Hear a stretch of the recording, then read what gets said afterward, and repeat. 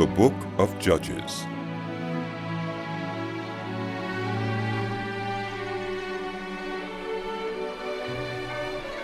After the death of Joshua, the Israelites asked the Lord, "Who of us is to go up first to fight against the Canaanites?" The Lord answered, "Judah shall go up. I have given the land into their hands." The men of Judah then said to the Midianites, their fellow Israelites, "Come up with us into the territory allotted to us to fight against the Canaanites. We in turn will go with you into yours." So the Midianites went with them.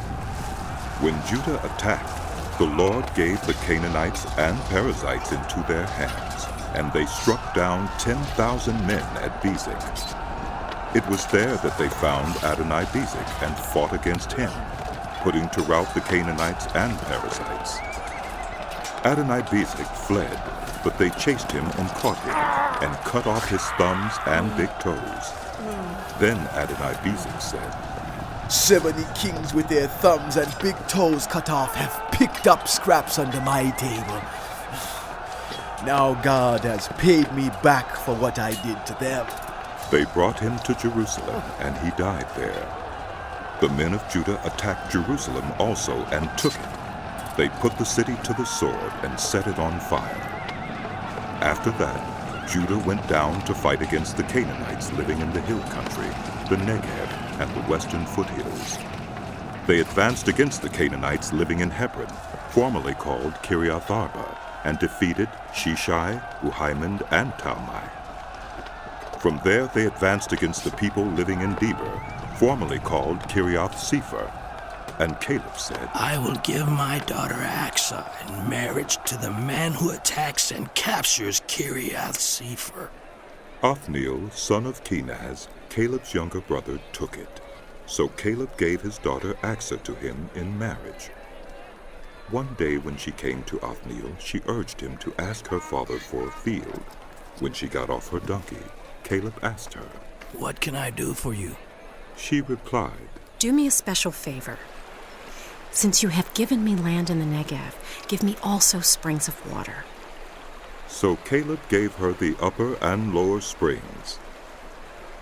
The descendants of Moses' father-in-law, the Kenite, went up from the city of palms with the people of Judah to live among the inhabitants of the desert of Judah in the Negev near Arad. Then the men of Judah went with the Midianites, their fellow Israelites, and attacked the Canaanites living in Zephath, and they totally destroyed the city. Therefore it was called Hormah. Judah also took Gaza, Ashkelon, and Ekron, each city with its territory. The Lord was with the men of Judah. They took possession of the hill country, but they were unable to drive the people from the plains because they had chariots fitted with iron. As Moses had promised, Hebron was given to Caleb, who drove from it the 3 sons of Anak. The Benjamites, however, did not drive out the Jebusites who were living in Jerusalem. To this day the Jebusites lived there with the Benjamites. Now the house of Joseph attacked Bethel, and the Lord was with them. When they sent men to spy out Bethel, formerly called Luz, the spies saw a man coming out of the city, and they said to him, "Show us how to get into the city, and we will see that you are treated well." So he showed them, and they put the city to the sword, but spared the man and his whole family. He then went to the land of the Hittites, where he built a city and called it Luz, which is its name to this day. But Manasseh did not drive out the people of Bethshan, or Taanach, or Dor, or Ibleam, or Megiddo, and their surrounding settlements, for the Canaanites were determined to live in that land. When Israel became strong, they pressed the Canaanites into forced labor, but never drove them out completely. Nor did Ephraim drive out the Canaanites living in Gezer, but the Canaanites continued to live there among them. Neither did Zebulun drive out the Canaanites living in Kitron or Nahalal. So these Canaanites lived among them, but Zebulun did subject them to forced labor. Nor did Asher drive out those living in Akko or Sidon or Aleph or Akzib or Helba or Aphek or Rehob. The Asherites lived among the Canaanite inhabitants of the land because they did not drive them out. Neither did Naphtali drive out those living in Beth-Shemesh or Beth-Anath. But the Naphtalites too lived among the Canaanite inhabitants of the land, and those living in Beth-Shemesh and Beth-Anath became forced laborers for them. The Amorites confined the Danites to the hill country, not allowing them to come down into the plain. And the Amorites were determined also to hold out in Mount Heres, Ajalon, and Shaalbim. But when the power of the house of Joseph increased, they too were pressed into forced labor. The boundary of the Amorites was from Scorpion Pass to Selah and beyond. The angel of the Lord went up from Gilgal to Bokim and said, I brought you up out of Egypt and led you into the land that I swore to give to your ancestors. I said, I will never break my covenant with you, and you shall not make a covenant with the people of this land, but you shall break down their altars. Yet you have disobeyed me. Why have you done this? And I have also said, I will not drive them out before you. They will become traps for you, and their gods will become snares to you. When the angel of the Lord had spoken these things to all the Israelites, the people wept aloud, and they called that place Bokim. There they offered sacrifices to the Lord. After Joshua had dismissed the Israelites, they went to take possession of the land, each to their own inheritance. The people served the Lord throughout the lifetime of Joshua and of the elders who outlived him, and who had seen all the great things the Lord had done for Israel. Joshua, son of Nun, the servant of the Lord, died at the age of 110, and they buried him in the land of his inheritance at Timnath-Heres in the hill country of Ephraim, north of Mount Gaash. After that whole generation had been gathered to their ancestors, another generation grew up who knew neither the Lord nor what he had done for Israel. Then the Israelites did evil in the eyes of the Lord and served the Baals. They forsook the Lord, the God of their ancestors who had brought them out of Egypt. They followed and worshipped various gods of the peoples around them. They aroused the Lord's anger because they forsook him and served Baal and the Ashtoreths. In his anger against Israel, the Lord gave them into the hands of raiders who plundered them. He sold them into the hands of their enemies all around, whom they were no longer able to resist. Whenever Israel went out to fight, the hand of the Lord was against them to defeat them, just as he had sworn to them. They were in great distress. Then the Lord raised up judges who saved them out of the hands of these raiders. Yet they would not listen to their judges, but prostituted themselves to other gods and worshipped them. Unlike their ancestors, they quickly turned from following the way of their ancestors, the way of obedience to the Lord's commands. Whenever the Lord raised up a judge for them, he was with the judge and saved them out of the hands of their enemies as long as the judge lived. For the Lord relented because of their groaning under those who oppressed and afflicted them. But when the judge died, the people returned to ways even more corrupt than those of their ancestors, following other gods and serving and worshiping them. They refused to give up their evil practices and stubborn ways. Therefore the Lord was very angry with Israel and said, Because this nation has violated the covenant I ordained for their ancestors, and has not listened to me, I will no longer drive out before them any of the nations Joshua left when he died. I will use them to test Israel and see whether they will keep the way of the Lord and walk in it as their ancestors did. The Lord had allowed those nations to remain. He did not drive them out at once by giving them into the hands of Joshua. These are the nations the Lord left to test all those Israelites who had not experienced any of the wars in Canaan. He did this only to teach warfare to the descendants of the Israelites who had not had previous battle experience. The 5 rulers of the Philistines, all the Canaanites, the Sidonians, and the Hivites living in the Lebanon mountains, from Mount Baal-Hermon to Lebo-Hamath. They were left to test the Israelites to see whether they would obey the Lord's commands, which he had given their ancestors through Moses. The Israelites lived among the Canaanites, Hittites, Amorites, Perizzites, Hivites, and Jebusites. They took their daughters in marriage and gave their own daughters to their sons, and served their gods.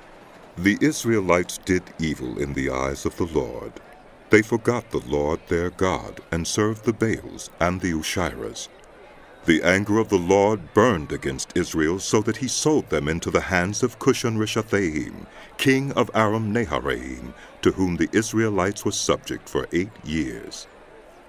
But when they cried out to the Lord, he raised up for them a deliverer, Othniel, son of Kenaz, Caleb's younger brother, who saved them. The Spirit of the Lord came on him, so that he became Israel's judge, and went to war. The Lord gave Cushan-Rishathaim, king of Aram, into the hands of Othniel, who overpowered him. So the land had peace for 40 years, until Othniel, son of Kenaz, died. Again the Israelites did evil in the eyes of the Lord. And because they did this evil, the Lord gave Eglon, king of Moab, power over Israel. Getting the Ammonites and the Amalekites to join him, Eglon came and attacked Israel, and they took possession of the city of palms. The Israelites were subject to Eglon, king of Moab, for 18 years. Again the Israelites cried out to the Lord, and he gave them a deliverer, Ehud, a left-handed man, the son of Gera, the Benjamite. The Israelites sent him with tribute to Eglon, king of Moab. Now Ehud had made a double-edged sword about a cubit long, which he strapped to his right thigh under his clothing. He presented the tribute to Eglon, king of Moab, who was a very fat man. After Ehud had presented the tribute, he dismissed those who had carried it. But on reaching the stone images near Gilgal, he himself went back to Eglon and said, Your Majesty, I have a secret message for you. The king said to his attendants, Leave us. And they all left. Ehud then approached him while he was sitting alone in the upper room of his palace and said, I have a message from God for you. As the king rose from his seat, Ehud reached with his left hand, drew the sword from his right thigh, and plunged it into the king's belly. Even the handle sank in after the blade, and his bowels discharged. Ehud did not pull the sword out, and the fat closed in over it. Then Ehud went out to the porch. He shut the doors of the upper room behind him and locked them. After he had gone, the servants came and found the doors of the upper room locked. They said, He must be relieving himself in the inner room of the palace. They waited to the point of embarrassment. But when he did not open the doors of the room, they took a key and unlocked them. There they saw their lord fallen to the floor, dead. While they waited, Ehud got away. He passed by the stone images and escaped to Seirah. When he arrived there, he blew a trumpet in the hill country of Ephraim, and the Israelites went down with him from the hills, with him leading them. Follow me, he ordered. For the Lord has given Moab, your enemy, into your hands. So they followed him down and took possession of the fords of the Jordan that led to Moab. They allowed no one to cross over. At that time they struck down about 10,000 Moabites, all vigorous and strong. Not one escaped. That day Moab was made subject to Israel, and the land had peace for 80 years. After Ehud came Shamgar, son of Anath, who struck down 600 Philistines with an ox goad. He too saved Israel. Again the Israelites did evil in the eyes of the Lord, now that Ehud was dead. So the Lord sold them into the hands of Jabin, king of Canaan, who reigned in Hazor. Sisera, the commander of his army, was based in Harosheth-Hagoyim. Because he had 900 chariots fitted with iron and had cruelly oppressed the Israelites for 20 years, they cried to the Lord for help. Now Deborah, a prophet, the wife of Lapideth, was leading Israel at that time. She held court under the palm of Deborah between Ramah and Bethel in the hill country of Ephraim, and the Israelites went up to her to have their disputes decided. She sent for Barak, son of Abinoam from Kedesh in Naphtali, and said to him, "The Lord, the God of Israel, commands you, go, take with you 10,000 men of Naphtali and Zebulun, and lead them up to Mount Tabor. I will lead Sisera, the commander of Jabin's army, with his chariots and his troops, to the Kishon River, and give him into your hands." Barak said to her, "If you go with me, I will go. But if you don't go with me, I won't go." "Certainly, I will go with you. said Deborah. But because of the course you are taking, the honor will not be yours, for the Lord will deliver Sisera into the hands of a woman." So Deborah went with Barak to Kedesh. There Barak summoned Zebulun and Naphtali, and 10,000 men went up under his command. Deborah also went up with him. Now Heber the Kenite had left the other Kenites, the descendants of Hobab, Moses' brother-in-law, and pitched his tent by the great tree in Zaonaim near Kedesh. When they told Sisera that Barak, son of Abinoam, had gone up to Mount Tabor, Sisera summoned from Harosheth Hagoyim to the Kishon River all his men and his 900 chariots fitted with iron. Then Deborah said to Barak, "Go! This is the day the Lord has given Sisera into your hands. Has not the Lord gone ahead of you?" So Barak went down Mount Tabor with 10,000 men following him. At Barak's advance, the Lord routed Sisera and all his chariots and army by the sword, and Sisera got down from his chariot and fled on foot. Barak pursued the chariots and army as far as Harosheth Hagoyim, and all Sisera's troops fell by the sword. Not a man was left. Sisera meanwhile fled on foot to the tent of Jael, the wife of Heber the Kenite, because there was an alliance between Jabin, king of Hazor, and the family of Heber the Kenite. Jael went out to meet Sisera and said to him, "Come, my lord, come right in. Don't be afraid." So he entered her tent, and she covered him with a blanket. "I'm thirsty," he said. "Please, give me some water." She opened a skin of milk, gave him a drink, and covered him up. "Stand in the doorway of the tent," he told her. "If anyone comes by and asks you, 'Is there a man in here?' say no." But Jael, Heber's wife, picked up a tent peg and a hammer and went quietly to him while he lay fast asleep, exhausted. She drove the peg through his temple into the ground, and he died. Just then Barak came by in pursuit of Sisera, and Jael went out to meet him. "Come," she said. "I will show you the man you're looking for." So he went in with her, and there lay Sisera with the tent peg through his temple, dead. On that day God subdued Jabin, king of Canaan, before the Israelites. And the hand of the Israelites pressed harder and harder against Jabin, king of Canaan, until they destroyed him. On that day Deborah and Barak, son of Abinoam, sang this song. When the princes in Israel take the lead, when the people willingly offer themselves, Praise the Lord. Hear this, you kings. Listen, you rulers. Even I, will sing to the Lord. I will praise the Lord, the God of Israel, in song. When you, Lord, went out from Seir, when you marched from the land of Eden, the earth shook, the heavens poured, the clouds poured down water.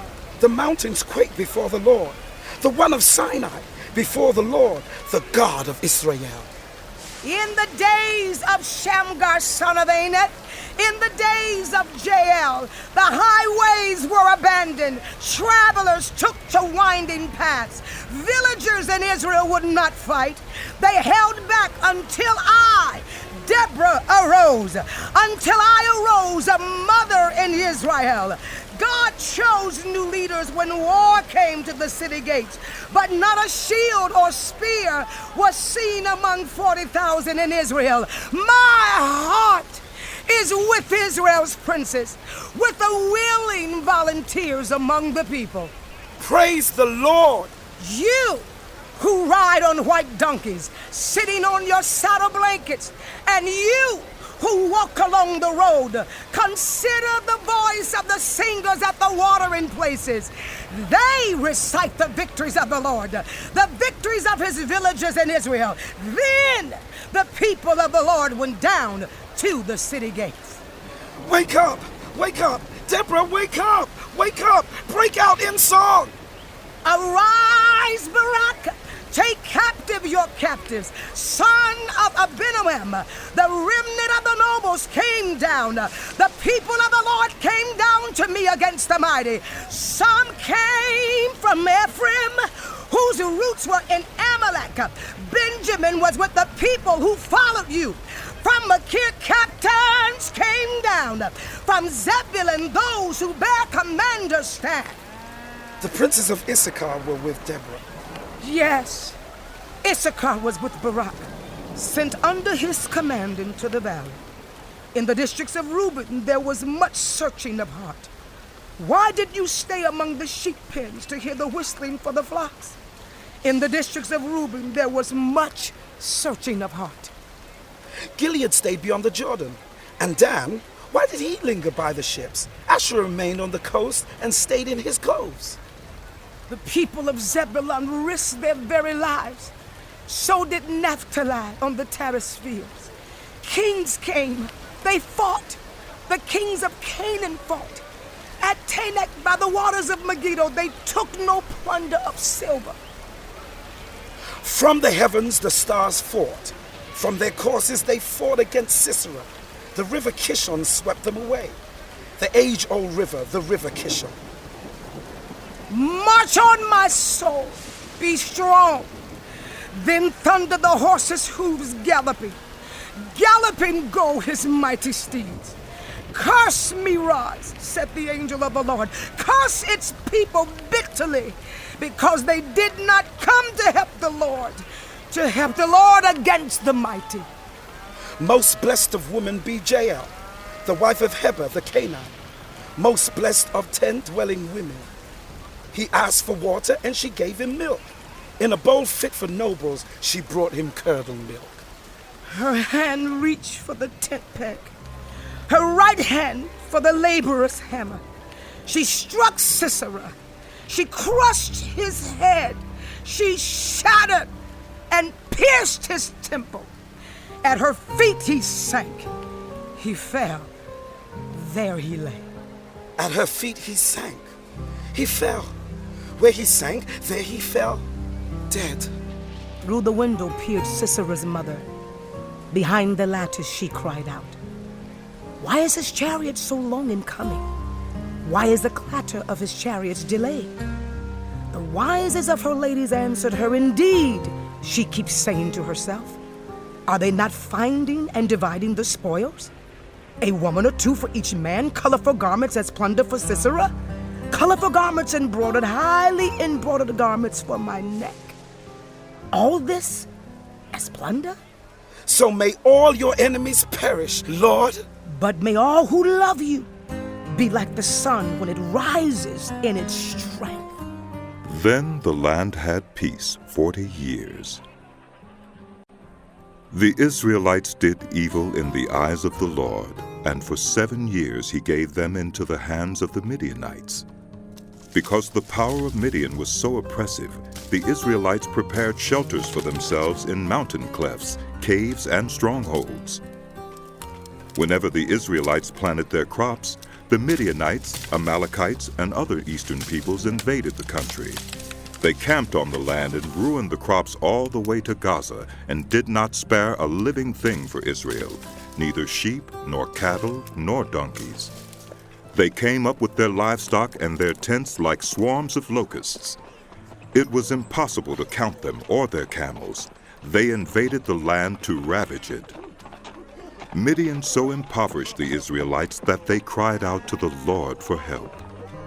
When the Israelites cried out to the Lord because of Midian, he sent them a prophet who said, "This is what the Lord, the God of Israel, says. I brought you up out of Egypt, out of the land of slavery. I rescued you from the hand of the Egyptians, and I delivered you from the hand of all your oppressors. I drove them out before you and gave you their land. I said to you, I am the Lord your God. Do not worship the gods of the Amorites, in whose land you live. But you have not listened to me. The angel of the Lord came and sat down under the oak in Ophrah that belonged to Joash the Abiezrite, where his son Gideon was threshing wheat in a winepress to keep it from the Midianites. When the angel of the Lord appeared to Gideon, he said, "The Lord is with you, mighty warrior." "Pardon me, my lord?" Gideon replied, "But if the Lord is with us, why has all this happened to us? Where are all his wonders that our ancestors told us about when they said, 'Did not the Lord bring us up out of Egypt?' But now the Lord has abandoned us and given us into the hand of Midian." The Lord turned to him and said, "Go in the strength you have, and save Israel out of Midian's hand. Am I not sending you?" "Pardon me, my lord?" Gideon replied, "But how can I save Israel? My clan is the weakest in Manasseh, and I am the least in my family." The Lord answered, "I will be with you, and you will strike down all the Midianites together." Gideon replied, "If now I have found favor in your eyes, give me a sign that it is really you talking to me. Please do not go away until I come back and bring my offering and set it before you." And the Lord said, "I will wait until you return." Gideon went in, prepared a young goat, and from an ephah of flour he made bread without yeast. Putting the meat in a basket and its broth in a pot, he brought them out and offered them to him under the oak. The angel of God said to him, "Take the meat and the unleavened bread, place them on this rock, and pour out the broth." And Gideon did so. With the tip of the staff that was in his hand, the angel of the Lord touched the meat and the unleavened bread. Fire flared from the rock, consuming the meat and the bread, and the angel of the Lord disappeared. When Gideon realized that it was the angel of the Lord, he exclaimed, "Ah, sovereign Lord, I have seen the angel of the Lord face to face." But the Lord said to him, "Peace. Do not be afraid. You are not going to die." So Gideon built an altar to the Lord there and called it, "The Lord is Peace." To this day it stands in Ophrah of the Abiezrites. That same night the Lord said to him, "Take the second bull from your father's herd, the one 7 years old. Tear down your father's altar to Baal, and cut down the Asherah pole beside it. Then build a proper kind of altar to the Lord your God on the top of this height. Using the wood of the Asherah pole that you cut down, offer the second bull as a burnt offering." So Gideon took 10 of his servants and did as the Lord told him. But because he was afraid of his family and the townspeople, he did it at night rather than in the daytime. In the morning, when the people of the town got up, there was Baal's altar demolished, with the Asherah pole beside it cut down, and the second bull sacrificed on the newly built altar. They asked each other, "Who did this?" When they carefully investigated, they were told, "Gideon, son of Joash, did it." The people of the town demanded of Joash, "Bring out your son. He must die, because he has broken down Baal's altar and cut down the Asherah pole beside it." But Joash replied to the hostile crowd around him, "Are you going to plead Baal's cause? Are you trying to save him? Whoever fights for him shall be put to death by morning. If Baal really is a god, he can defend himself when someone breaks down his altar." So that day they gave Gideon the name Jerubbaal, saying, "Let Baal contend with him, because he broke down Baal's altar." Now all the Midianites, Amalekites, and other eastern peoples joined forces and crossed over the Jordan and camped in the valley of Jezreel. Then the Spirit of the Lord came on Gideon, and he blew a trumpet, summoning the Abiezrites to follow him. He sent messengers throughout Manasseh, calling them to arms, and also into Asher, Zebulun, and Naphtali, so that they too went up to meet them. Gideon said to God, "If you will save Israel by my hand as you have promised, look, I will place a wool fleece on the threshing floor. If there is dew only on the fleece and all the ground is dry, then I will know that you will save Israel by my hand, as you said." And that is what happened. Gideon rose early the next day. He squeezed the fleece and wrung out the dew, a bowl full of water. Then Gideon said to God, "Do not be angry with me. Let me make just one more request. Allow me one more test with the fleece, but this time make the fleece dry and let the ground be covered with dew." That night God did so. Only the fleece was dry. All the ground was covered with dew. Early in the morning, Jerubbaal, that is, Gideon, and all his men camped at the spring of Harod. The camp of Midian was north of them in the valley near the hill of Moreh. The Lord said to Gideon, "You have too many men. I cannot deliver Midian into their hands, or Israel would boast against me. My own strength has saved me. Now announce to the army, anyone who trembles with fear may turn back and leave Mount Gilead." So 22,000 men left, while 10,000 remained. But the Lord said to Gideon, "There are still too many men. Take them down to the water, and I will sift them for you there. If I say this one shall go with you, he shall go. But if I say this one shall not go with you, he shall not go." So Gideon took the men down to the water. There the Lord told him, "Separate those who lap the water with their tongues like a dog from those who kneel down to drink." 300 of them lapped with their hands to their mouths. All the rest got down on their knees to drink. The Lord said to Gideon, "With the 300 men that lapped, I will save you and give the Midianites into your hands. Let all the others go, each to his own place."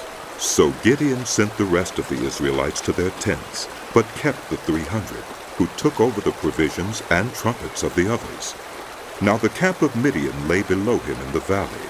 During that night the Lord said to Gideon, "Get up, go down against the camp, because I am going to give it into your hands. If you are afraid to attack, go down to the camp with your servant Purah, and listen to what they are saying. Afterward, you will be encouraged to attack the camp." So he and Purah, his servant, went down to the outposts of the camp. The Midianites, the Amalekites, and all the other eastern peoples had settled in the valley, thick as locusts. Their camels could no more be counted than the sand on the seashore. Gideon arrived just as a man was telling a friend his dream. "I had a dream," he was saying. "A round loaf of barley bread came tumbling into the Midianite camp. It struck the tent with such force that the tent overturned and collapsed." His friend responded, "This can be nothing other than the sword of Gideon, son of Joash the Israelite. God has given the Midianites and the whole camp into his hands." When Gideon heard the dream and its interpretation, he bowed down and worshipped. He returned to the camp of Israel and called out, "Get up! The Lord has given the Midianite camp into your hands." Dividing the 300 men into 3 companies, he placed trumpets and empty jars in the hands of all of them, with torches inside. "Watch me," he told them. "Follow my lead. When I get to the edge of the camp, do exactly as I do. When I and all who are with me blow our trumpets, then from all around the camp blow yours, and shout for the Lord and for Gideon." Gideon and the 100 men with him reached the edge of the camp at the beginning of the middle watch, just after they had changed the guard. They blew their trumpets and broke the jars that were in their hands. The 3 companies blew the trumpets and smashed the jars, grasping the torches in their left hands and holding in their right hands the trumpets they were to blow. They shouted, "A sword for the Lord and for Gideon!" While each man held his position around the camp, all the Midianites ran, crying out as they fled. When the 300 trumpets sounded, the Lord caused the men throughout the camp to turn on each other with their swords. The army fled to Beth-shittah toward Zererah, as far as the border of Abel-meholah near Tabbath. Israelites from Naphtali, Asher, and all Manasseh were called out, and they pursued the Midianites. Gideon sent messengers throughout the hill country of Ephraim, saying, Come down against the Midianites and seize the waters of the Jordan ahead of them as far as Beth-barah. So all the men of Ephraim were called out, and they seized the waters of the Jordan as far as Beth-barah. They also captured 2 of the Midianite leaders, Oreb and Zeeb. They killed Oreb at the rock of Oreb, and Zeeb at the winepress of Zeeb. They pursued the Midianites and brought the heads of Oreb and Zeeb to Gideon, who was by the Jordan.